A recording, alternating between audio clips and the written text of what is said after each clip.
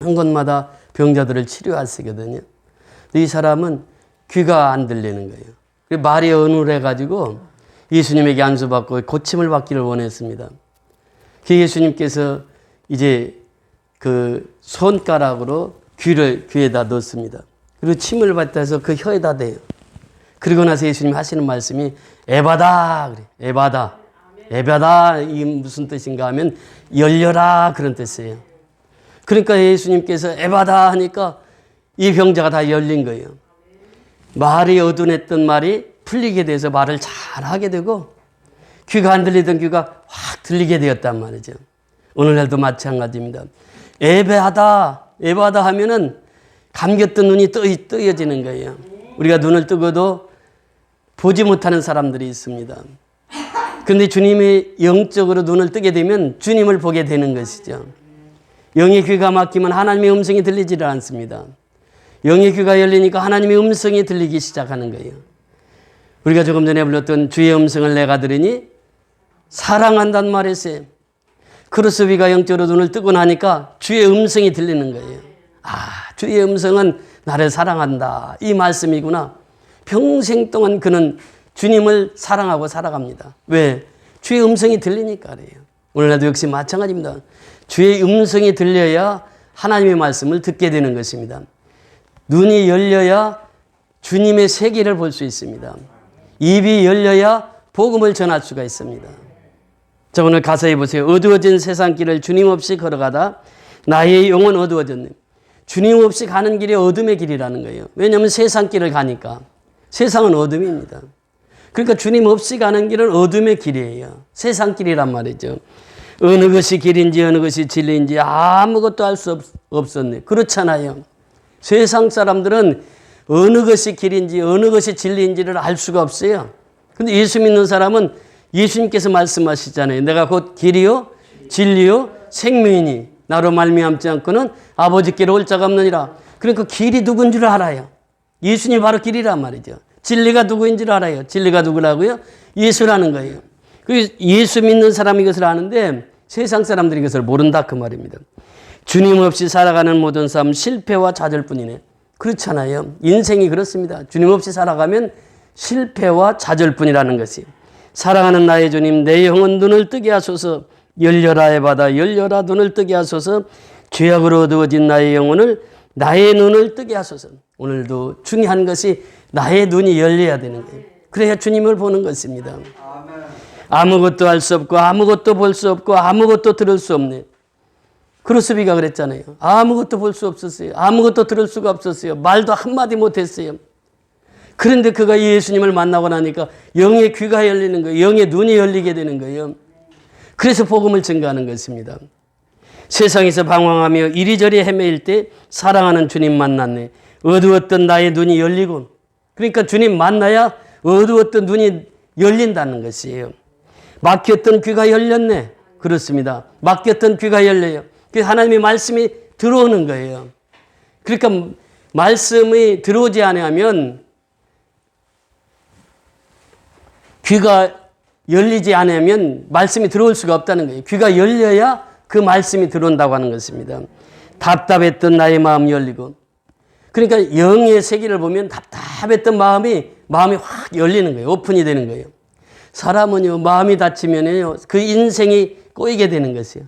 마음이 열려야 됩니다. 마음이 열려야 말씀이 들어오고 마음이 열려야 예수가 누군지도 알고 그 마음이 열려야 된다는 거예요. 나의 영혼 살리네. 열려라 에바다 열려라 눈을 뜨게 하소서. 그래서 오늘도 에바다를 외친 주님 그 음성을 들어서 나의 닫혔던 눈이 열리고 감겼던 눈이 열리고 막혔던 귀가 열리고 또 마음이 열려서 하나님의 말씀으로 살아가는 저와 여러분이 될 수 있기를 주의 이름으로 축원을 드립니다. 인생은 내 뜻대로 사는 것이 아니에요. 성령께서 인도하셔야 됩니다.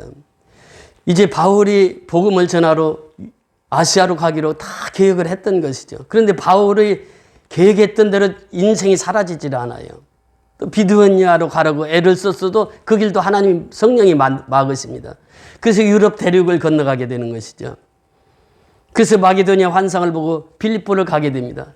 빌립보에서 복음을 전가하다가 누디아를 전도해서 그곳에서 복음을 전하면서 빌립보 교회를 세웁니다. 그래서 그 쫓겨서 나온 것이 데살로니카예요. 그 당시 큰 도시 데살로니카 가서 복음을 전합니다. 거기서 또 쫓겨가요. 어디로 쫓겨갑니까? 베레아까지 쫓겨갑니다. 베레아에서 복음을 전가하는데 또 다시 쫓겨갑니다. 그래서 에덴까지 쫓겨가요. 에덴에는 바울 혼자 가게 됩니다. 동역자들도 따라오지는 못했어요. 그래서 바울이 도착하자마자 그 나의 동역자들 속히 좀 오게 해달라고. 그러면서 아덴에 도착합니다. 그때 아덴은 모든 세상의 문화의 중심지고 철학의 중심지였단 말이죠. 그런데 그 세계에 바울이 도착한 거예요. 바울은 생각지도 못한 것이에요. 계획대로 움직여진 게 아니에요. 바울의 계획대로 움직여진 게 아니에요. 누구의 계획대로? 하나님의 계획대로. 그러니까 나의 가는 길을 나도 몰라요. 그런데 누구는 아십니까? 하나님은 아십니까? 욥의 고백 아닙니까? 욥기서 23편 10절에 보면 나의 가는 길을 나도 몰라요. 그런데 그는 아신다. 하나님은 아신단 말이죠.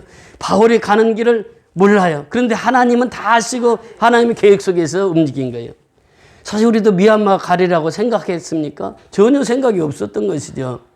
우리는 필리핀을 떠나서 미얀마를 잠시 들렸다 캄보디아로 가서 복음을 전하려고 그렇게 계획을 가지고 갔던 것이죠. 그런데 하나님께서 미얀마에 딱 발걸음을 멈추게 하신 거예요. 미얀마 사역할지 우리는 전혀 계획이 없었던 거죠. 하나님이 행하시는 일이에요. 그리고 우리 인생길이 그렇습니다. 내 뜻대로 사는 것 같지만 내 뜻대로 사는 것이 하나도 없어요. 하나님의 뜻대로 하나님의 주관대로 쓰시는 거예요. 하나님. 에덴에 갑니다. 에덴에 가서 이제 바울이 어떻게 쓰임 받는가를 우리에게 말씀해 주시고 있는 거죠. 도착해서 보니까 신들이 이렇게 많고 우상들이 이렇게 많은 에덴에 가서 바울이 제일 먼저 아래 보고 가서 설교한 내용이 무엇입니까? 당신들은 참 종교심이 많습니다. 그러면서 그들의 마음을 열게 하죠.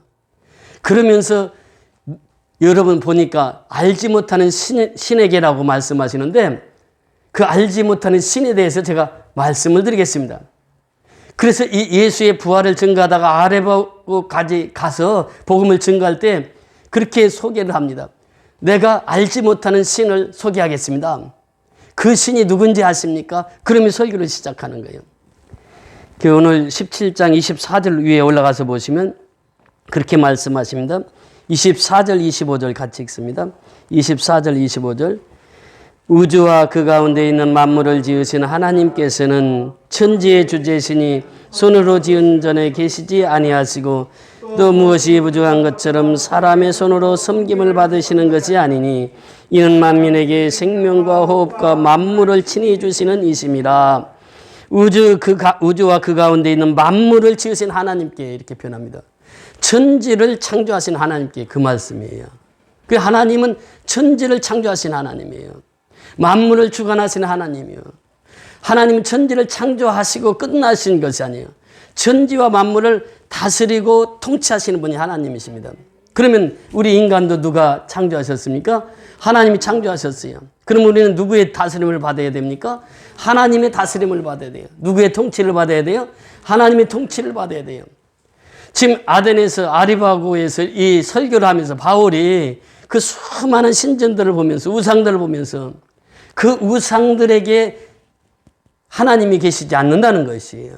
그 신전에 사람이 만든 신전에 하나님이 계시지 않는다는 것이에요. 하나님은 온 우주 만물을 창조하시고 그분이 섭리 속에서 역사가 움직이고 그분의 섭리 속에서 이 온 천지가 창조되었기 때문에 그분이 다스리고 그분이 통치하신다고 하는 이 소식을 알립니다. 그러면서 바로 25절에 뭐라고 말씀하십니까? 하나님께서 우리에게 생명을 주셨다고 하는 것이에요. 생명을 주신 이가 누구라고요? 하나님이라는 거예요. 우리에게 호흡을 할 수 있게 해주셨다는 거예요. 누가? 하나님이. 그러니까 우리가 숨을 쉬는 것도 하나님이 하시는 일이란 말이죠. 내가 살아있다고 하는 건 하나님이 하시는 일이라는 거예요. 만물을 하나님이 지으셨다는 거예요. 그러면서 이 설교를 알지 못하는 신에게 이 설교를 하면서 천지를 창조하신 하나님, 만물을 다스리시는 하나님, 그분은 우리에게 생명의 주관자시고 우리의 호흡을 주관하시며 만물을 주관하시는 하나님이시다. 이렇게 설교를 하십니다. 그러면서 26절에 보면 그렇게 말씀하십니다. 인류의 모든 족속으로 한 혈통으로 만드사 온 땅에 살게 하시고 그들의 연대를 정하시며 그 거주의 경계를 한정하셨으니, 여기서 보면 모든 족속을 한 혈통으로 만드사 이렇게 표현합니다. 이건 어마어마한 사건이에요. 그 당시에는요, 우리나라에 옛날에 종과 상놈 시대가 주인과 종의 시대가 있었습니다. 양반과 상놈의 시대가 있었어요. 그런데 그 당시에 모든 혈통이 한 인류로 되어 있다, 이렇게 복음을 전파했다고 하면 어떻게 되었을까요? 아마 엄청난 사회의 저항에 부딪혔을 것입니다. 지금 이 시대가 바로 그런 시대예요.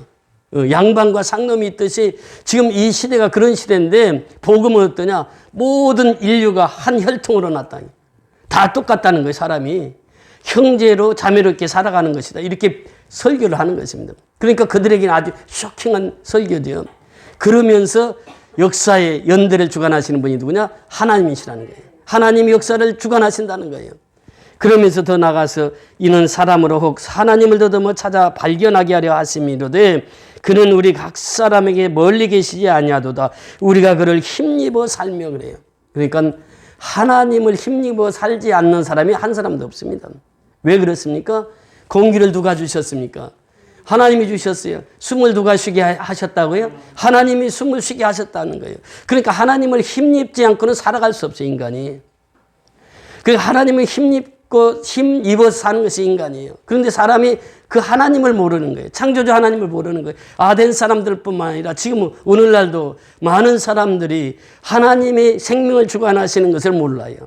하나님이 호흡하게 하시는 것을 모른단 말이죠. 그러니까 하나님을 믿지 않는 거예요. 바울의 설교가 바로 그겁니다. 우리 하나님이 호흡을 하게 하시고 우리 하나님이 생명의 주관자다, 이것을 지금 설명하시는 거예요.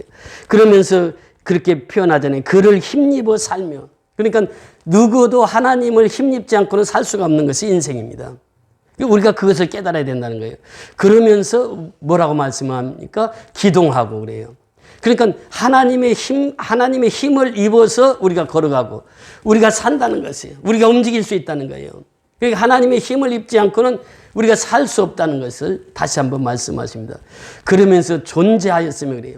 우리는 존재 자체로 하나님이 기뻐하시는 거예요. 우리가 아이들을 낳아서 키울 때 보면은 아이들은 아무것도 하지 않아요. 그런데 부모는 아이들을 볼 때마다 어떻습니까? 너무 기쁜 거예요. 아이들이 존재하는 그 자체로만 기뻐하는 거예요. 할머니, 할아버지는 더 기뻐해. 아들을 낳으면, 딸을 낳으면. 그러니까 그 아이 존재 자체로 기뻐하는 거예요. 부모가 기뻐하죠. 할아버지, 할머니가 기뻐하죠. 내 핏줄이라는 거예요. 그러니까 그 아이가 우는 것도 기뻐. 아이가 똥을 싸도 기쁜 거예요. 그러니까 그 존재 자체가 기쁘다는 거예요.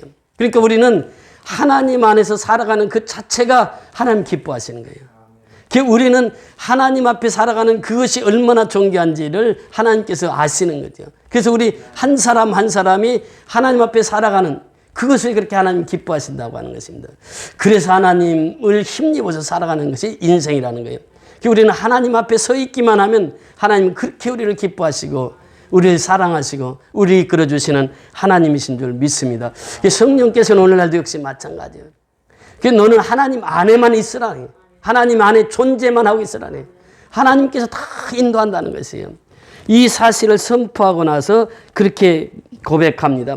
이와 같이 하나님의 소생이 되었은즉 하나님을 금이나 은이나 돌에다가 사람의 기술과 고안으로 새긴 것들과 같이 여길 것이 아니니라 그래요. 거기 보면 다 우상들을 세워놨는데 이 우상들과 하나님과는 견줄 수가 없는 것이니라. 하나님이 창조주 하나님이시고 우리 생명을 살리게 하셨는데 어떻게 우상과 비교할 수 있겠느냐. 그러면서 오늘 본문에 들어갑니다. 30절 다 같이 읽습니다. 시작. 알지 못하던 시대에는 하나님이 간과하셨거니와 이제는 어디든지 사람에게 다 명하사 회개하라 하셨으니, 회개하라고 하는 것은 무엇입니까? 살아계신 하나님께로 돌아오라고 하는 것이요. 하나님이 너를 얼마나 사랑하는지 그것을 깨닫고 하나님 앞에 돌아오라고 하는 것입니다. 하나님 우리를 끝까지 사랑하시는 분이요. 가룟 유다까지도 사랑하신 분이 하나님이십니다. 그 사랑의 품으로 다시 돌아오라고 하는 것이에요. 그 하나님 앞에 돌아오는 것이 회개라는 것이에요. 우리 인생들이 하나님을 많이 떠나서 삽니다. 우리 어렸을 때만 해도 부흥회를 하면 교회가 가득가득 찼습니다. 이웃 교회도 와서 부흥회한다면 다 와서 은혜를 받았어요. 근데 지금은 어떻습니까? 부흥회 자체가 힘들어요. 모임 자체가 힘들어요. 그래서 선교사님들 초청한다는 거 교회가 너무너무 부담스러워합니다. 근데 오늘 우리는 계속 이렇게 선교사님을 초청하는데 이번 주에 오시는 선교사님이 11월 8일 날 러시아에 다시 들어가시는 분이에요. 러시아 선교사님이신데 우리 나눔과 기쁨의 자문 역할도 하시고 그러시는 분이에요. 그분은 생명을 걸고 또 러시아를 또 들어가요. 러시아가 지금 어떤 상태에 있습니까? 전쟁 상태입니다. 근데 복음을 열고 또 들어가시는 거예요. 그러니까 이 선교사 한 분 한 분이 얼마나 소중한지 몰라요. 그들을 통해서 하나님 역사가 이루어지거든요. 그러니까 우리가 그들을 섬기고 그들을 이렇게 섬기는 것은 하나님 가장 기뻐하시는 일이에요. 이번 수요일날도 같이 나오셔서 다 은혜 받기를 소원합니다. 그래서 회개하라고 하는 것은 뭐냐? 하나님 앞에, 하나님의 사랑 앞에 돌아오라고 하는 신호거든요. 예수님께서도 말씀하세요. 마태복음 3장 2절에 보면 회개하라. 무엇이 가까웠다? 천국이 가까웠다는 거예요. 천국이. 하나님의 나라가 가까웠는데 회개하지를 않아요. 그러니까 사람들이 허랑방탕하게 살아가는 거죠. 오늘날도 보세요. 하나님이 없으니까 문제가 거기서부터 시작이 되는 것이에요. 그러니까 회개라고 하는 것은 하나님께 돌아오라고 하는 것이에요. 하나님의 품으로 돌아오라는 것이에요. 하나님의 사랑으로 돌아오라고 하는 것이에요. 세례 요한도 첫 설교가 무엇입니까? 마태복음 4장 17절에 보면 예수님의 설교와 똑같아요. 회개하라. 천국이 가까웠느니라 그래요. 그러니까 회개해야 천국을 소유할 수 있다는 거죠. 하나님의 품으로 돌아와야 우리가 산다는 것이에요. 베드로가 오순절날 성령이 충만함을 받고 복음을 전합니다. 예수 믿어야 삽니다. 예수 안 믿으면 죽습니다. 설교했을 때에 유대인들이 그들이 마음이 찔려가지고 우리가 어찌할꼬 그래. 어찌할꼬. 우리가 예수를 죽였대. 하나님의 아들을 죽였대. 그럼 우리는 어떻게 하지? 그러면서 마음을 찢는 거예요. 그때 베드로가 설교합니다. 주 예수 그리스도의 이름으로 세례를 받으시오. 그리고 성령을 선물로 받으시오. 그래야 삽니다. 그래요. 회개하고 세례받고 성령을 선물로 받은 그들을 통해서 하나님의 역사를 이루어 가신 것을 보게 됩니다. 호세아 시대에 보세요. 호세아 시대를 보면은 호세아는 예수님을 상징하고 또 이스라엘 백성들은 고멜을 상징하는데 고멜이 결혼해가지고 자식 낳고 살다가도 또 바람 피워서 나가고 그러면 또 호세아는 돈 주고 가서 사오고 계속 그것이 악순환이 계속됩니다. 그때 호세아서 6장 1절을 통해서 하나님께서는 이렇게 말씀하세요. 오라 우리가 여호와께 돌아가자. 여호와께서 우리를 찢으셨으나 도로 낫게 하실 것이요 우리를 치셨으나 싸매어 주실 것이요. 우리가 사는 길은 다른 길이 없다는 거예요. 하나님께로 돌아가야 산다는 것이에요. 이 호세아서 전체 주제입니다. 하나님께 돌아가면 살고 하나님을 떠나면 살 수가 없다는 것이에요. 그럼 베드로 사도도 그렇게 고백합니다. 베드로서 3장 9절을 통해서 오직 주께서는 너희를 대하여 오래 참으사 아무도 멸망하지 아니하고 다 회개하기에 이르기를 원하시느니라. 회개하기를 원하시느니라. 그래서 우리가 회개를 통해서 하나님께 돌아가면 사는 것입니다. 오늘날도 역시 마찬가지입니다. 우리가 해야 할 것은 다른 게 없어요. 회개해야 되는 것이에요. 지금 우리 한국 교회가 회개할 것이 무엇입니까? 선교해야 되는데 선교를 하지 않아요. 지금 이제 김동훈 선교사님과 통화하다가 그 선교사님 한국의 선교비가 거의 다 끊겼습니다. 그래요. 선교사들이 현장에서 그 선교 활동을 해야 되는데 지금 이제 한국의 교회가 어려우니까 선교비를 다 끊는 거예요. 그러면 선교지에 있는 선교사들이 이런 다 버려놓았는데 그거 어떻게 운영합니까? 참 우리가 이 어려울 때일수록 선교하고 어려울 때일수록 복음 전하는 일, 이것이 생명을 살리는 일이거든요. 하나님이 원하시는 일이에요. 지금 아덴에서 바울이 설교할 때에 그 철학자들 앞에서 그 설교를 합니다. 그러면서 하나님 앞에 돌아와야 당신들 삽니다. 이 설교를 해요. 그러면서 31절 보세요. 31절 시작. 이는 정하신 사람으로 하여금 천하를 공의로 심판하는 날을 작정하시고 이에 그를 죽은 자 가운데서 다시 살리신 것으로 모든 사람에게 믿을 만한 증거를 주셨음이라 하니라. 아멘. 천하를 공의로 심판하신 날이에요. 이것이 바로 예수님의 재림의 날입니다. 재림은 정확히 옵니다. 예수님은 다시 오세요. 그러면서 그날이 심판의 날이에요. 최후의 심판의 날이에요.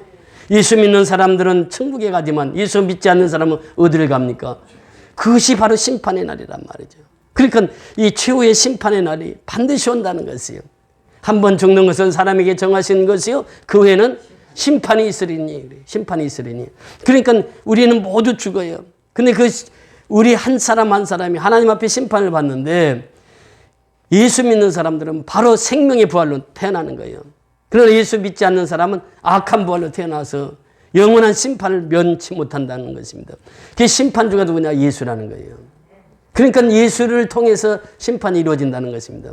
우리는 매일매일 하나님 앞에 우리는 바로 서지 아니하면 우리는 심판의 대상이 되어서는 아니 된다고 하는 것이죠. 하나님께서 우리에게 말씀하신 것입니다. 그를 죽은 자 가운데서 다시 살리신 것으로 모든 사람에게 믿을 만한 증거를 보여주셨다니. 부활로서 예수님이 증거를 보여주셨다는 거예요. 여러분 보세요. 죽은 자가 다시 살아났습니다. 이 사실을 통해서 모든 사람이 예수를 믿게 할 수 있는 증거를 보여주셨다는 거예요. 어디 그뿐입니까? 만물을 통해서도 예수님은 말씀하시잖아요. 식물을 통해서도 말씀하시잖아요. 나무를 통해서도 말씀하시잖아요. 자연을 통해서도 말씀하신단 말이죠. 하나님이 살아계심을 우리에게 말씀하시는 거예요. 그 은혜를 받고 나면 자연을 통해서 은혜를 받게 되는 것이고 또 하나님을 통해서도 은혜를 받게 되는 것이고 하나님은 모든 사람에게 증거할 수 있는 길을 다 열어놓아 주셨다라고 하는 것입니다. 마지막 중요한 것이 32절부터 34절까지 우리 같이 합독하십니다. 시작. 그들이 죽은 자의 부활을 듣고 어떤 사람은 조롱도 하고 어떤 사람은 그 일에 대하여 내 말이 다시 듣겠다 하니 이에 바울이 그들 가운데 떠나매 몇 사람이 그를 가까이 하여 믿으니 그 중에는 아레오바고 관리 디오누시오와 다마라라 하는 여자와 또 다른 사람도 있었더라. 이 아단의 설교를 통해서 바울이 이 설교를 통해서 몇 사람이 구원받습니까? 적어도 여기 나오는 거 보면 3사람 이상입니다. 이 첫째 사람 보세요. 디오누시오. 이 사람이 누군가 하면은 이 사람이 회개하고 초대 아레오바고의 감독이 됩니다. 그리고 이 디오누시스의 그 교회가 세워져요. 그러니까 이 아덴의 설교가 어떤 분은 그런 얘기를 합니다. 아덴의 설교를 실패했다. 아니 실패한 게 아니에요. 이 디오누시스를 개종시키잖아요. 그리고 이를 통해서 교회가 세워지잖아요. 이를 통해서 초대 감독이 된단 말이죠. 그러니까 어마어마한 일들이 바울의 설교를 통해서 이루어지는 것이죠. 여러분 이 예배라고 하는 것은 무엇입니까? 그 살아계신 하나님을 만나는 시간이에요. 에덴의 설교를 통해서 바울의 결론을 그렇게 내립니다. 우리 부활하신 예수를 만난 사람은 영원히 사는 것이고 하나님의 자녀로 살아가는 것입니다. 그래서 우리가 매 시간 순간순간마다 부활의 복음으로 승리하는 삶을 살아야 될 줄 믿습니다. 그래서 우리가 예배 시간마다 예수님 때문에 내가 살고 예수님 때문에 내가 영생의 복을 받았고 예수님 때문에 내 인생이 펴진다고 하는 것이죠. 우리가 어제 김장을 했는데 목요일날 전화가 왔어요. 그래서 금요일날 오후 1시에 가서 밭에 가서 이번에는 그 김장하는 전체를 제가 쭉 볼 수 있었습니다. 배추를 지금 뽑는 줄 알았더니 지금은 배추를 뽑지를 않아요. 칼로 가서 그 밑둥을 따더라고. 이제 우리 교회 같은 경우는 이 배추 그 뿌리 같은 걸 가지고 오면 버리기도 힘들잖아요. 그러니까 다 칼로 따서 그 다음에 이 겉에 이제 김장하지 못할 것은 다 거기서 밭에다 다 두고 오시는 거예요. 그 작업을 하는 한 2시간 걸렸어요. 그래서 그 작업을 해가지고 20kg짜리 봉투에다가 하나하나 다 담았어요. 그 배추만 14개예요. 50kg짜리, 20kg짜리로. 그러니까 한 70포기가 넘습니다. 그게. 그리고 또 갓을 2단을 주셨어요. 2봉투를. 그게 40kg를. 그리고 알타리모를 또 2단 주시고. 18개를 이제 봉고차에 싣고 온 거예요. 싣고 와서 또 여기서 내려가지고 배추를 이제 절이는 거예요. 토요일 날 다 절였습니다. 전도사님 너무 수고 많으셨어요. 다 절이고 나서 이제는 그 오후에 그 김장을 다 하신 거예요. 그 저녁 10시까지 다 마쳤는데 이 김장을 하면서 무엇을 깨닫게 되느냐면 지금까지 우리가 김장을 그 정도 하려면은 한 돈 100만 원 들어가야 되는데 우리는 예산이 그 교회에다 재정을 하나도 신청하지 않아요. 전도사님이 하시고 또 여성계장이 고춧가루도 마침 준비가 매년마다 이렇게 준비하시는데 준비가 딱 된 거예요. 그래가지고 배추가 싣고 오니까 다 일사천리로 1박 2일 만에 그냥 김장이 완료가 되었습니다. 그걸 보면서 제가 느끼는 게 뭐냐면 이 배추를 담글 때마다 제가 그 설교를 하잖아요. 예배라고 하는 것은 뭐냐? 예배라고 하는 것은 내가 죽는 시간이에요. 그리고 예수로 다시 사는 시간이란 말이죠. 그러니까 배추를 보면서 배추 뽑을 때 한 번, 또 배 가를 때 한 번, 또 속 넣을 때 한 번, 그렇게 해서 배추를 5번 죽어야 김치가 된다고 그러잖아요. 그러니까 우리가 예배 시간은 항상 그래요. 회개라고 하는 것은 뭐냐면 내가 죽고 예수로 다시 사는 것이 회개거든요. 그 사랑이 하나님의 품으로 다시 돌아가는 거예요. 그것이 회개라는 거예요. 그러면서 어제 또 홍 집사님이 오셔가지고 그 바카스 한 병 또 사오고 커피 사오고 그래가지고 다 대접하고 또 이강신 집사님은 짜장면을 대접해가지고 내가 장이 오지만 내가 김장은 할 수 없으니까 내 짜장면 대접하고 싶다고 그래서 짜장면 대접해가지고 제가 너무 즐거웠어요. 그러면서 하시는 말이 그러는 거예요. 나도 동참해야죠. 동참해야죠. 그러면서 모두가 한 마음이 돼서 그 일들을 해나가는 모습을 보면서 하나님께서 얼마나 기뻐하실까. 바로 그것이거든요. 우리 선교연합교회가 지금까지 오면서 하나님께서 그 행하시는 일들을 보면은 모두가 협력해서 선을 이루어 가십니다. 그러니까 하나도 그 빈틈이 없어요, 하나님은. 그러니까 그 짧은 시간에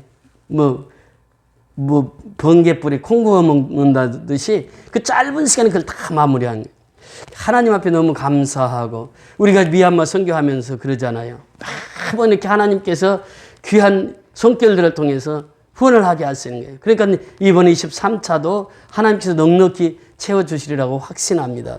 그래서 우리가 그 후원자들을 위해서 매일 기도하고 새벽마다 기도하잖아요. 그래서 이제 미얀마 선교를 정말 하나님의 은혜 가운데서 합력의 선을 이루는 그 선교가 될 수 있도록 계속 기도해 주시고 여러분들이 항상 기도하는 것처럼 우리 선교연합회를 통해서 복음이 땅끝까지 전파되어지는 아름다운 역사가 있기를 주의 이름으로 축원을 드립니다. 할렐루야. 고맙고 감사.